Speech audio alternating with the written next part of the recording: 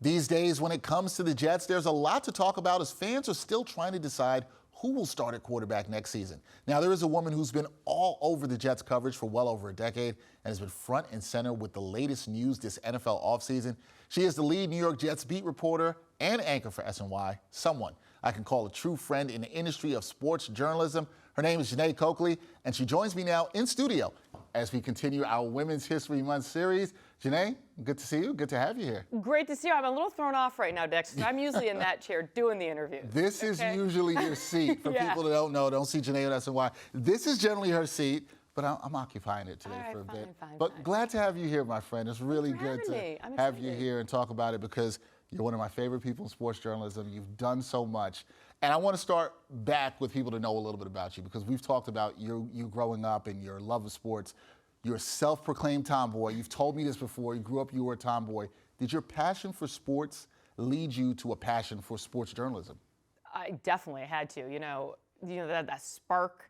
This was like an explosion. I love it. I had an older brother, a younger brother. Yeah. My mom's a phys ed teacher. My dad was a coach.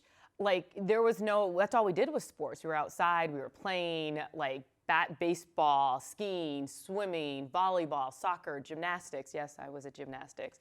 I was pretty good at it too, I'm not gonna lie. But I wasn't going to be a professional athlete. I knew that. I wasn't that good. I mean, I loved it, I liked it. So I was like, well, what's the next best thing? Wait, you can actually get paid to watch and talk sports? So I was like, all right, this is great. Went to college, broadcast journalism, and just worked my way up. And again, to this day, and I've been doing this for almost 2 decades, more than 2 decades. I want to pinch myself sometimes. Like, this is really what I get to do? I get to watch and talk sports? Like, no way. It's awesome. Yeah, I understand that. I totally get it. From some of your love for sports, you never think that you are going to be this close to it in this way and still love it in this way. So I totally get that. With that being said, you being the lead Jets reporter here at SNY, you've been around the team for quite some time, okay? 14 years. 14 years. Counting? Who's counting? She's got the numbers. There hasn't been that much winning with Gang Green in that time, as the Jets fans know. So what's it like covering a franchise that is trying to get back to their height in 1969 when they won the Super Bowl, but it hasn't done it? They're trying to get there. What's it like covering this Jets franchise? Well, I came from Indianapolis to the Jets. So I covered Peyton Manning, where the worst season I covered, they were 10-6. They won a Super Bowl that year. Then it was 11, and these are Indianapolis Colts knew how to win. So then I came to the Jets, and when I came to the Jets, that was the Rex Ryan. This was their second run. They went to the AFC Championship. I'm like, this is awesome. Like we make it to the back-to-back AFC Championships. I go from the Colts to the Jets. That was the best season I had with the Jets up until last year. I did similar records from my first year to last year, and it's been an interesting run. Because for the last 13 years, this is a team that's always looking for that franchise quarterback, always looking for the foundation. We're building foundation, looking for wins, looking for wins. But I'll tell you this, it's always been fun. I truly enjoy covering this team, win or losses, because there's always great sports stories to tell. There's always that guy, there's always a story to tell, and I love telling their stories. I love getting to know these guys. Sports is about winning and losing in life. And at the end of the day, it's just a game. It is just a game, and we get to tell that story. So it's been fun, and I know people think like, all they do is lose. Trust me, these Jets fans are passionate. Yeah. The team's great. I mean, there's always a story to tell, and it keeps it very interesting, Dex. Very, very interesting. I think that's the thing. I think you're right. Like fans look at it and say, okay, the success for the team in the time you've been there hasn't been that great, and they just think, well, does that wear down on the beat reporters, right? Like yourself. And I think something that gets underestimated with the position that you're in as a beat reporter, right, is that you have to build relationships and telling these stories with these guys and people around the team. What's it been like being able to do that at such a high level, being able to build those relationships, have those with the guys and make it happen? What has that experience been like for you in terms of creating and making sure those relationships stand up? It's funny because I just always in myself, I've always been a very curious person. I've always loved to ask questions. And I go back to my time when I was in Yuma, Arizona. That's where I got my first sports reporting job. And I would cover the Senior Olympics. And by Senior Olympics, I'm talking 80-year-old women and men competing in sports. And I would learn and I would tell their stories. And I know you're going to laugh at me and people are like, she's crazy. It's very similar to what I do now. Everybody's the same. People are the same. Whether they're all athletes are the same. Whether they're Darrelle Revis that I cover, or Peyton Manning, or Hall of Fame Joe Klecko's, they're all the same as the 90-year-old Ruthie trying to compete. So I just love to hear their stories. I love to talk to them. I don't care who they are. I don't care what they do. I want to hear their stories. And I think that's how I've been able to have these relationships, because I truly care about them, their wives, their mothers, their fathers, their kids. I want to know about them and who they are. It's funny because when the Jets were in Seattle, I ran into C.J. Mosley's family, mom and dad. I had no idea who they were. Absolutely, it was in the hotel lobby, and it was New Year's Eve, and I was downstairs, and I was getting ready to go upstairs, and these people came in with like noisemakers and hats and crazy, and they were like, "You have to stay down here. We have to celebrate New Year's." I had no clue who they were. We just started talking. I'm like, "Wait, why are you guys from Alabama in Seattle in some random hotel?" And it's like, "Oh, my son plays." I'm like, "Who's your son?" CJ Mosley. And I was like, oh my gosh, I know why I adore CJ right now, because you as parents. So I just love getting to know who these players are and who these people are. And as you know, I'm married to a coach. I know what goes into it. I know the hard work. I know the dedication. So I'm not looking to, get the break or break the story. Or I just want to get to know these people and tell their stories and tell the game. And, that's what I want to do. And when you do that, for people who don't know, you're able to build those relationships, like you said, and have those good interviews like you have so many times. And then they genuinely trust me, because I genuinely am. I do like them. I do want to know who they are, and I ask questions, And they know I have to sometimes ask the hard questions, but they trust me, and they know who I am. Yeah, and I think that shows definitely on the screen for people who watch those interviews with you. Now, when it comes to beat reporters covering sports, particularly male professional sports, right? We still don't see a lot of female beat reporters like yourself. Do you think about the fact that you're probably inspiring the next generation of women, or women that look at you and say, hey, I can do what Jeane Coakley does as well, too? Do you ever think about that sometimes? No, it's kind of scary, though, to think about that. I mean, I hope I am. I hope someone sees me and is like, wow, I want to do what she's doing. Like, how did she do that? And it inspires me when people come up to me like, I love what you do.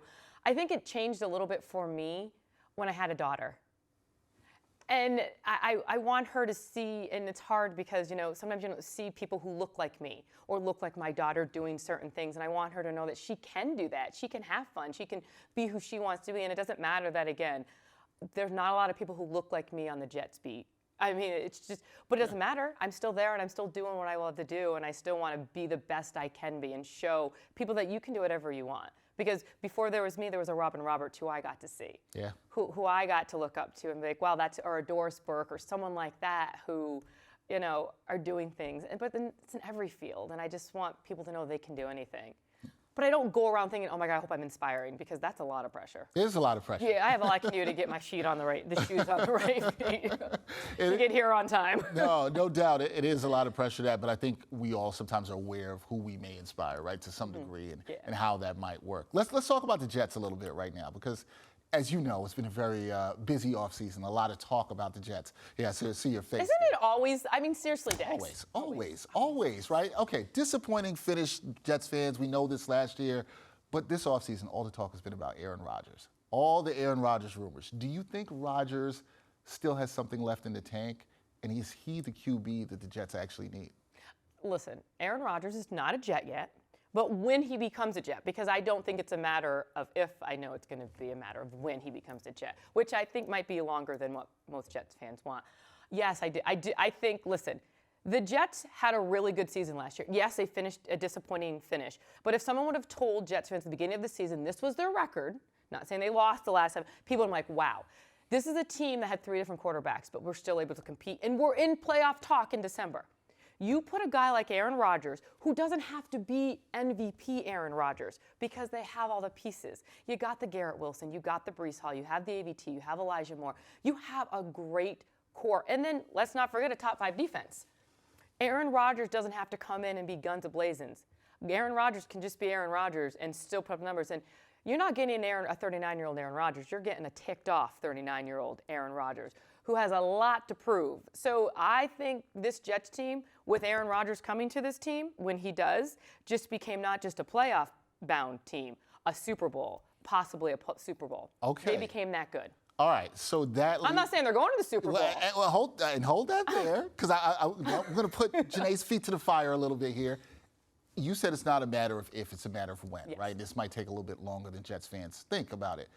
When Aaron Rodgers is under center for the Jets, how good can they be? You said yeah. Super Bowl, but can we take that a step further? Can they win the Super Bowl with Aaron Rodgers? Is he that good, especially a ticked off, as you said, 39-year-old Aaron Rodgers? Can that guy lead the Jets to the promised land, not just to get there, but to also win it as well, too? If it's a healthy Jets team with a healthy Aaron Rodgers, I do believe they can. I mean, granted, you got Pat Mahomes. Right, it's a tough AFC. You got Joe Burrow and the Cincinnati Bengals. You got, the AFC East is loaded with Josh Allen. I think Miami. You never can underestimate Bill Belichick and the Patriots. But do I think they have a fighting chance? Hell yes, I do. I definitely believe that this Jets team can not just make it to the playoffs, they can make it to the Super Bowl, and yes, they can win with a guy like Aaron Rodgers under center. Because this is a guy who's been there before, has done it before, and like I said, he doesn't have to be superstar Aaron Rodgers. He has the pieces around him. Again, look at what Garrett Wilson did. The Offensive Player of the Year, Rookie Offensive Player of the Year, did in his first season with 3 different quarterbacks. Brees could have been the Offensive Rookie of the Year towards ACL. This is a team that's young. They have a foundation. They're going to be good.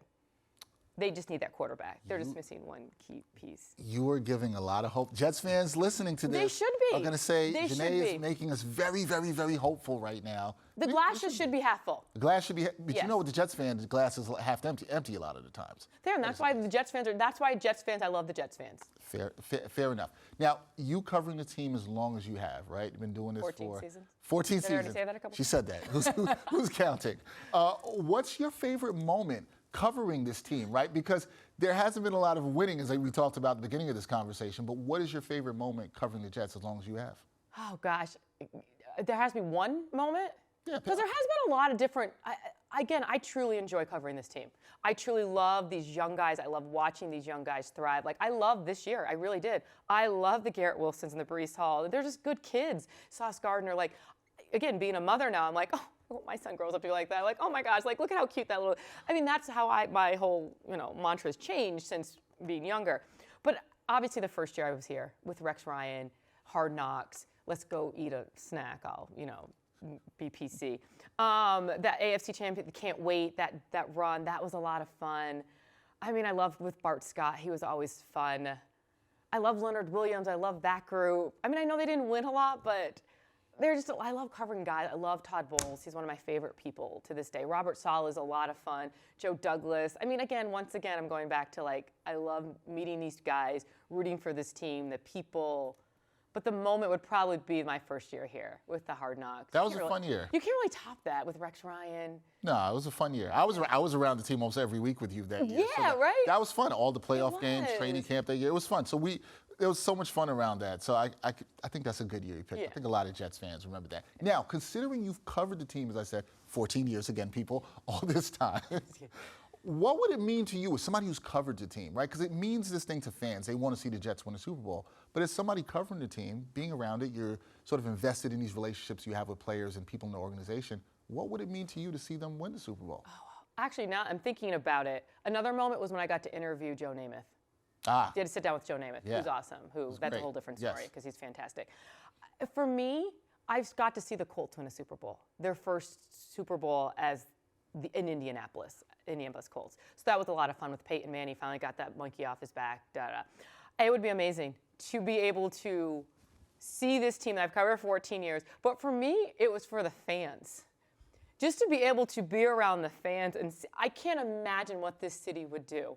And these New York Jets fans, if this team could win a Super Bowl. I mean, I was there when they were at the AFC Championship. Yeah. I mean, it was crazy. I can't imagine it would be obviously a career highlight for me. And again, a lot of it would not be because I got to cover a Super Bowl and got to see a team, because again, I'd already done that. It's because I got to see this franchise do it, the New York Jets. Because let's be realistic, when you hear when I'm like, I cover the New York Jets, the Jets. I'm like, no, they're actually I'm telling you, this is going to be a great season. Like, it's a great team, if you're able to be these Jets fans be like, yeah, that's my team, like, they're good. That would be fun. That would be fun. It'd be Yeah. something to see. And you're right. I think the city would be on fire. They'd be pretty crazy. Exactly. Because the Giants, well, they've done it before, you know. We've seen that before. Yeah. We see something new. Yeah. We can see that. Yeah. All right, last thing before I get you out of here, Jeane. You've accomplished so much in your career. You've made your own history. And I've been asking all the ladies that have come up here this month this question. What does making women's history in what you do in your field, what does that mean to you? I mean, it's incredible. I mean, I'm humbled that you said that because I don't really necessarily think I'm one of the ones making history. I'm following on the shoulders and in the footsteps of everybody who's done it before me. Like I said, I go back to having a daughter. It changes. Like, I change how I am now because I want my daughter to be like, that's my mom. Like, and my son to be like, that's my mom. Like, she is bad, you know. But not just even with the work of who I am as a person. I want people to be like, she's really good at her job, but she's a good person. I want that to come out through and like, again, I'm humbled. I don't know what to say to that. Like, I'm embarrassed to even talk about that because I don't consider myself one of the pioneers or doing something because there are so many people ahead of me that was a lot harder than what I'm doing because I don't consider what I do very hard. Do I run into some people that, oh, she's a woman, she can't do it? Did I run into that in this? Of course I did, but not as much as they did. And I don't even feel like I love these Jets beat reporters. They've welcomed me in. This team has welcomed me in. Like, I've never felt, quote unquote, different or I'm a woman. I can't do that. Never. And that's good. That's what other young women need to hear, right? That are looking at you, might be inspired by you, as we talked about earlier, and going forward. And I think that is a part. I'll say at least this much. I think that is a part of making the history, right? It's just even somebody sees you that is inspired. I didn't have to break down any barriers. Maybe I have to open a door a little bit or peek in. You know what I'm saying? But I didn't have to do any of the hard stuff. Yeah. I'm just being me and continuing to hopefully someone is doing, wow, I want to be like Jeane. I think there are young women and men out there looking at you and saying they want to be like Jeane because you're doing such a great job covering the Jets. The lead reporter for the Jets with SNY.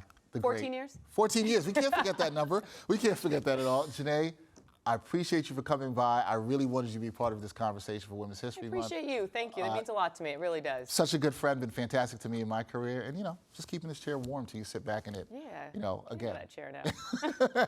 Again, everybody, that is Jeane Coakley for SNY, lead Jets reporter. Appreciate you, Jeane. Thank you. Thank you. All right.